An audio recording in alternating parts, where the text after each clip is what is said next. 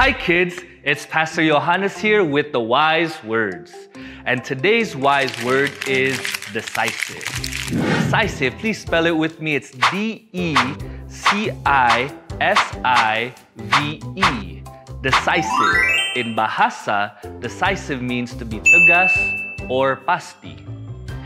Imagine with me, you have a choice between chocolate or vanilla ice cream, and you choose chocolate right away. You are being decisive. I'm going to tell you a short story. Once upon a time, there was a bunny named Bella. Bella had to choose between two paths in the forest. One path led to her favorite carrot patch, and the other path was a mystery.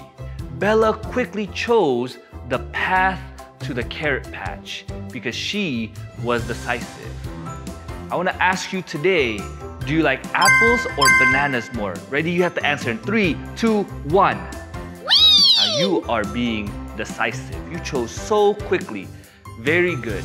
So remember, being decisive means to make a choice quickly and confidently. Just like Bella the bunny did, and now you have to make your choice decisively. God bless you.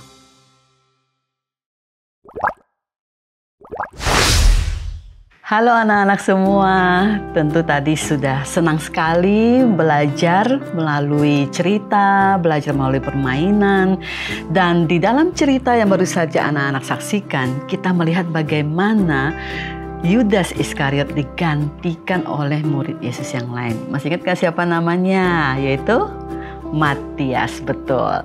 Nah, tentu Matias ini sangat mengenal Yesus.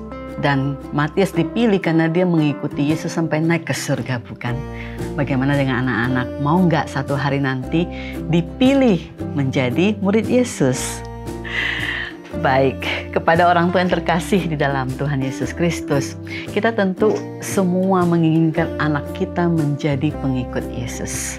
Nah, bagaimana kita bisa mengajarkan kepada anak-anak kita untuk satu hari nanti bisa membuat keputusan mengikuti Yesus? Itulah tema kita pada hari ini, yaitu tentang decisive, yaitu kemampuan untuk mengambil keputusan.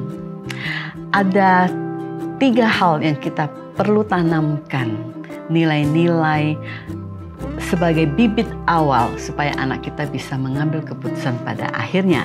Yang pertama adalah melalui head, kepala kita. Kita mau anak kita tentu belajar tentang firman Tuhan, pengetahuan, teologi. Kita mau mereka tahu siapa itu Allah, siapa, apa yang Tuhan Allah sudah lakukan, dan siapa diri kita sebagai penciptanya, bagaimana kita harus hidup. Nah, masalahnya adalah anak-anak sering merasa bosan dengan semua cara pelajaran-pelajaran kelas-kelas yang kita berusaha ajarkan. Wah, harus hafal semua ayat, harus hafal semua cerita, harus duduk dengan tenang di gereja, harus mendengarkan orang tua baca Alkitab. Semua itu tentu hal yang sangat baik dan tentu harus diberikan. Tetapi kita bisa melakukan berbagai macam cara supaya mereka senang dan mereka selalu tunggu-tunggu untuk mengenal Allah dengan lebih dekat. Tentu kita harus memberikan mereka materi yang mereka bisa nikmati dan kita mengajarkan berdialog, berdiskusi tentang firman Tuhan. Jadi mengajarkan pengetahuan tentang firman Tuhan kepada anak bisa bervariasi dan bisa tentu dengan cara yang menyenangkan. Yang kedua adalah mengubahkan hati anak-anak kita. Kita tidak hanya mau memberikan informasi, kita mau informasi itu menjadi sebuah transformasi di dalam kehidupan mereka.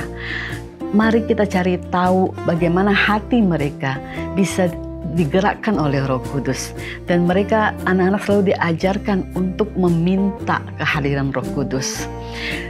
Dan meskipun kita belum mendapatkan reaksi yang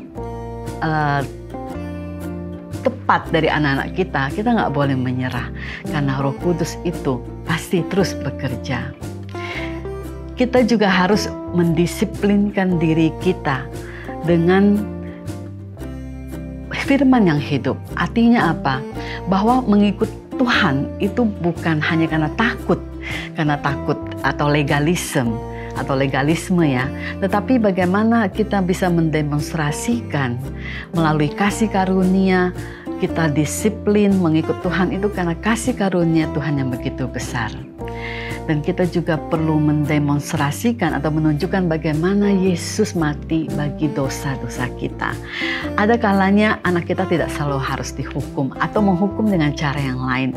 Contohnya misalnya daripada selalu menghukum mereka secara langsung, kita bisa tunjukkan kita yang mengambil alih hukuman itu, mengambil tempat mereka yang seharusnya mereka dihukum. Sehingga secara pelan-pelan kita mengajarkan bahwa Tuhan Yesus sudah mengambil tempat yang seharusnya kita orang berdosa yang terima. Dan barangkali reaksi anak-anak biasa-biasa aja, malah makan senang, tapi nggak apa-apa. Itulah cara kita untuk terus-menerus mengingatkan anak kita supaya hati mereka yang diubahkan. Dan yang ketiga tentu adalah tangan, hands.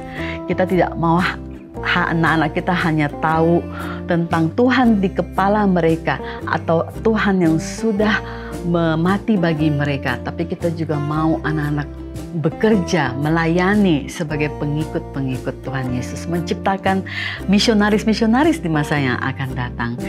Dan mereka bukan hanya bisa menjadi misionaris nanti kalau sudah dewasa, tapi sejak mereka masih kanak-kanak, mereka adalah misionari, mereka adalah pengikut Yesus. Maka kita libatkan mereka di dalam pelayanan.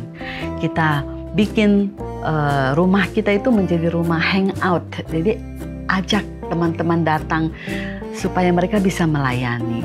Dan kita tanya anak-anak kita apa yang mereka mau lakukan untuk hadiah ulang tahun mereka.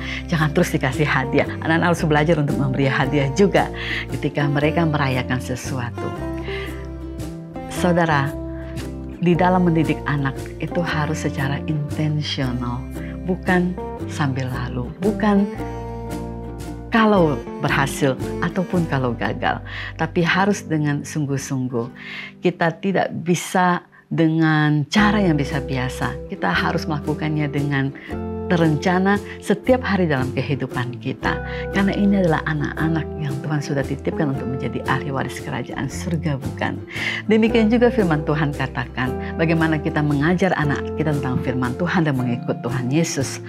Di dalam Ulangan 11 ayat 18-20. Tapi kamu harus menaruh perkataanku ini dalam hatimu dan dalam jiwamu.